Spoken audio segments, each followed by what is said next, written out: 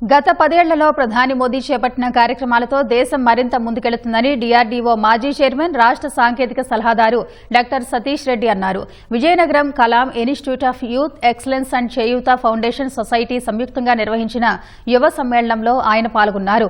వివిధ ఇంజనీరింగ్ కళాశాలల విద్యార్థులు ప్రదర్శించిన ఆవిష్కరణలను సతీష్ రెడ్డి పరిశీలించారు. వాటి తయారీ ఉపయోగాలకు గురించి తెలుసుకుని విద్యార్థులను అభినందించారు. యువత ప్రధాని మోదీ వికసిత్ భారత్ పిలుపుకు అనుగుణంగా ఎదగాలని పిలుపునిచ్చారు. భారతదేశం యొక్క సంపద, భారతదేశం యొక్క స్ట్రెంగ్త్ ఏంటి అంటే యువత. ఈ యువత భారతదేశాన్ని ఎలా ముందుకు నడిపిస్తారనేది, భారతదేశం ఎలా ముందుకు వెళ్తున్నది ఉంటుంది.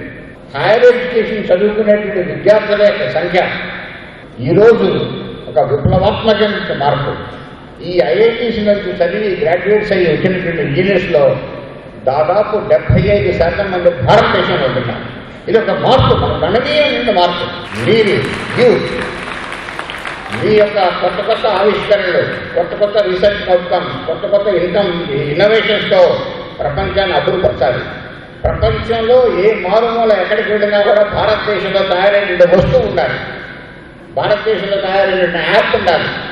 ఇట్లాంటి కొత్త టెక్నాలజీస్ మనం తీసుకురావాలి. అవన్నీ మీరు ఆలోచించాలి.